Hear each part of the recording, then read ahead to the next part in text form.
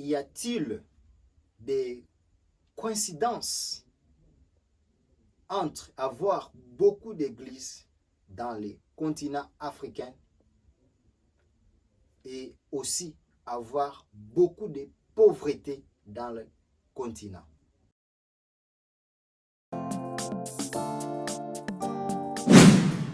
Je pense que ça pourrait vous choquer.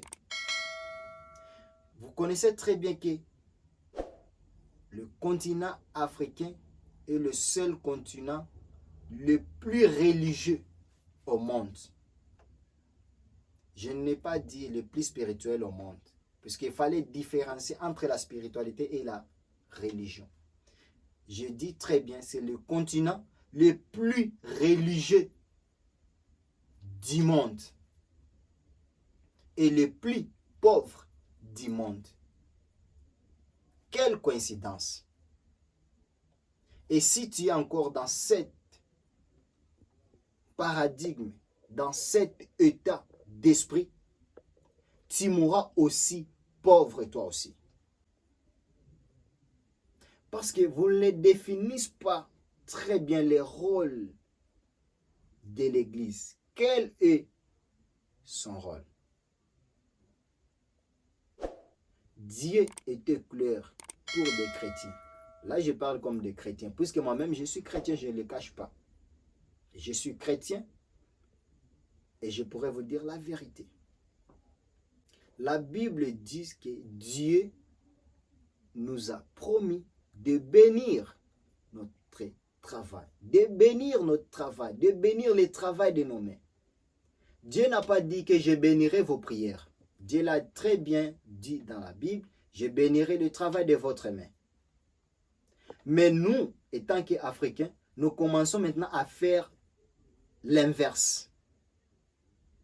Vous passez 80% de votre temps à l'église et 20% au travail. Et vous pensez que Dieu vous récompensera à la base de vos prières, qui est la base de votre travail. Lui-même, il a dit, je bénirai vos travail. Il n'a pas dit que je bénirai vos prières. S'il s'agit de prier, priez au travail. Ce n'est pas de quitter ton travail, de quitter ton boulot pour aller prier à l'église. Et c'est pourquoi même Dieu l'a dit, faites chaque chose avec son temps. Le temps de prier, le temps de manger, le temps de travailler. Mais nous commençons à faire l'inverse ici, chez nous, en Afrique. Il y a d'autres églises qui entrent chaque jour, du lundi au dimanche. Chaque jour, du 1er au 30, du janvier au janvier. Et vous pensez que le continent doit se développer grâce à vos prières? Peut-être jusqu'aux preuves du contraire. Je vous donne d'abord un exemple de la République démocratique du Congo, la RDC. Le pays le plus grand, le pays l'un des plus grands d'Afrique et le pays le plus religieux d'Afrique, avoir beaucoup d'églises, c'est la RDC. Et c'est le pays de tout. Tu peux voir tout en RDC. C'est le pays où les gens dansent à longueur de la journée. C'est le pays le plus pauvre, tant que son sous-sol est plus riche. C'est pour dire quoi? Les gens, au lieu d'aller cultiver leur intellect pour développer le pays, ils passent leur temps à prier. Et ils pensent qu'ils se mettent dans leur tête cette illusion que comme Dieu l'a fait, les manna sortis du ciel pour descendre donner aux enfants d'Israël, ils les feront. Mais il faut être bête pour croire à ça là. Mais l'époque a changé. Dieu a maudit Adam de dire que tu mangeras à la sueur de ton front. Ève, tu engendras dans la souffrance. Mais si vous connaissez cela, mais pourquoi vous passez la moitié de votre temps à prier? Et ce qui s'est dit prier, c'est demander. Un enfant qui reste chaque jour devant son père pour commencer à lui demander quelque chose, son père va s'ennuyer, non? Qui est Dieu? Notre Père, n'est-ce pas ça? Dieu, c'est notre Père. Imaginez-toi, il faut juste être honnête. Sois honnête. Tu as un enfant chez vous et c'est toi chaque jour tu demandes à ton père. Papa, j'ai besoin de ça. Papa, j'ai besoin de ça. Papa, j'ai besoin de ça. Mais il y a le temps que le père doit avoir marre de t'aider. Il y a le temps où ton père aura besoin de voir que mon enfant a grandi. Mon enfant est devenu responsable. C'est comme ça Dieu aussi. Dieu veut nous voir grandir. Ce n'est pas ce qu'on vous dit dans l'église qu'il fallait grandir par la foi. Non, mais pas par la foi. Dieu veut nous voir grandir aussi physiquement, psychologiquement, aussi financièrement. Jésus nous a dit, il ne faut pas avoir peur de demander gros, parce que c'est ça le désir de votre Père, te donner un royaume. Mais nous, on fait le contraire, non. Dieu a besoin de nous faire, de nous voir développer, de nous voir épanouis. Arrêtez de passer la moitié de votre temps à prier, puisque ce n'est pas qu'à base de prière qu'on vous sera aidé. Puisque Dieu lui-même nous a dit, dans la Bible, ne fais pas de prières comme font les païens. Ne commencerez pas à répéter les mêmes paroles comme les païens, en croyant qu'à force de leurs paroles, ils seront exaucés. Ce n'est pas ça. Mais il nous a dit, priez sans cesse. Prier sans cesse, ce n'est pas dire chaque jour partez à l'église, prier, commencer à crier, rabachacha. Non, ce n'est pas ça. Quand on dit de prier sans cesse, c'est-à-dire une fois que tu te réveilles, tu fais des proclamations, tu proclames des choses. Et en proclamant ces choses, tu te mets dans l'esprit et dans le corps de ces choses-là qui sont en train de se réaliser. C'est ça, avoir la foi, non? Et c'est ça, prier sans cesse. C'est commencer à croire que les choses que tu as proclamées, tu le vis déjà dedans. Ce n'est pas commencer à te mettre dans la tête qu'il est temps d'aller à l'église, j'ai raté, mon Dieu. Qui vous a dit que c'est ça l'adresse de Dieu? Donc, pour avoir Dieu, c'est là chez lui. Par exemple, il faut être... Attends, on veut réfléchir. Ça, c'est un moment de réfléchir. On doit réfléchir ensemble. Ici, c'est chez moi. Tu as besoin de voir Crispin. Tu viendras ici, non? Pour me voir. Et si tu viens ici, tu mets dans la tête que je pars voir Crispin pour sortir avec telle chose. Et si l'adresse de Dieu, c'est l'église, c'est-à-dire une fois on part à l'église, on va sortir avec toutes les solutions de nos problèmes, non? Mais on fait le contraire. On part chaque jour à l'église, mais nos problèmes restent toujours les mêmes. C'est parce que ce n'est pas ça que Dieu nous a demandé de faire. Dieu nous a demandé de travailler et ils béniront l'effort de notre travail. Dieu ne nous a pas demandé de commencer à prier pour commencer à bénir nos prières. Dieu n'est pas un paresseux. Dieu a travaillé beaucoup pendant 7 jours sans se reposer, 6 jours sans se reposer en créant tout ce qu'on voit, les grands architectes du monde. Mais toi, tu travailles 10 jours par semaine et 5 jours tu pries. C'est-à-dire toi-même, tu fais le contraire. Vous voyez maintenant les niveaux de l'ignorance que l'Africain a dans sa tête.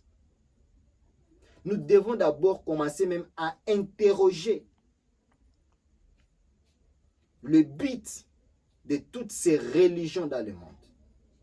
D'ailleurs, moi, il y a un temps que je discutais avec mes amis, un ami que j'aime beaucoup, un frère, je disais que, mais mon frère, comment pensez-vous si moi, je deviens aujourd'hui le président de la République?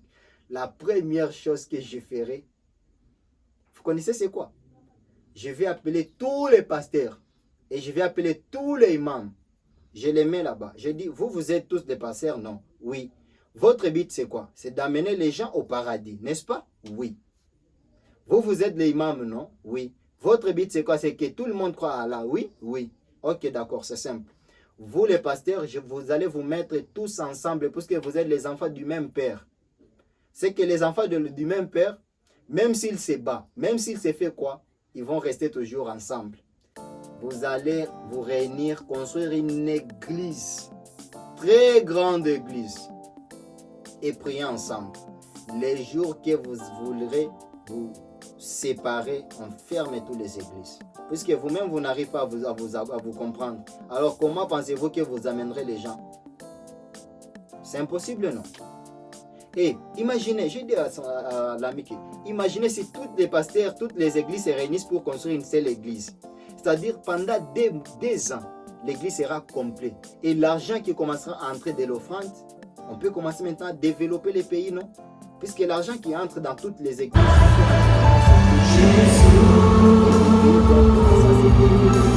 les églises auront des hôpitaux, les églises auront des entreprises. Mais parce qu'on se sépare, on se divise, et c'est pourquoi nous sommes pauvres, non? Les Blancs étaient venir dans leur tête quelque chose qui est divisé pour bien régner. Et même les églises le font. Puisque l'église même de base était créée par ces gens même. Ces barbares qui étaient venus pour nous diviser, pour mieux régner. Et c'est les mêmes barbares qui ont créé l'église. Et l'église fait les mêmes choses. Tu vois? L'eau suit toujours quoi? Un canal. On canalise l'eau, on construit des canaux pour que l'eau suive ça, cette direction. Et les imams, c'est pareil. Je vais dire, pourquoi vous construisez dans un quartier 5 mosquées? Tant que vous êtes tous des musulmans, il fallait construire une seule mosquée et l'autre partie, il fallait laisser des parcelles à d'autres personnes, des terrains aux autres pour qu'ils puissent construire là où les gens vont s'y mettre. Vous comprenez le niveau de l'ignorance que l'Africain a. Nous devons sortir dans ça. Il fallait sortir ça dans notre tête et dans notre subconscient. On doit réfléchir. Je pense que vous serez peut-être musulman ou chrétien, vous m'en voulez de ça, mais c'est la vérité. Je suis là pour vous dire la vérité et je vous dirai que la vérité. L'Afrique a besoin de gens qui réfléchissent. Comment se sortir dans toutes ces situations. L'Afrique n'a pas besoin déjà pour commencer à avoir quelque oh chef, des idolâtres. Ça ne peut pas marcher comme ça. Il fallait que ça s'arrête. Nous sommes des générations conscientes et nous devons travailler sur notre conscience et notre intelligence pour mettre fin dans tout ça, dans toutes ces distractions et revenir à la source. Il y a beaucoup de sujets que je pourrais développer sur cette thématique. On vous parle dans la Bible que dans les jours de la fin du monde, les gens chanteront beaucoup de la liberté. Et vous dites que les gens ne croiraient plus encore à l'église. Qui sont ces gens?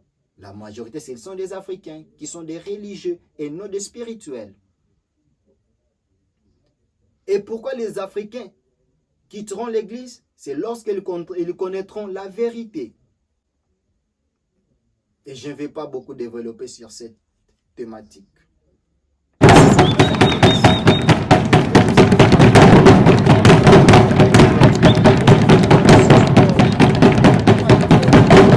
Éveillez votre conscience. Je n'ai pas dit de quelqu'un de quitter son église ou soit d'abandonner d'être musulman, non. Je vous l'ai dit juste, faites des choses par son temps. Et donnez-vous le maximum de temps pour travailler. Car Dieu bénira vos travaux et non vos prières. C'était Tizungu Migo Crispin de la chaîne Tisium School. On se revoit à très bientôt. N'oubliez pas, likez, abonnez, aussi commenter. Parce que YouTube nous dit que la majorité des gens qui nous suivent sur cette chaîne ne sont pas encore abonnés. Abonnez-vous, puisque c'est gratuit, mais ça nous fait du bien. Merci.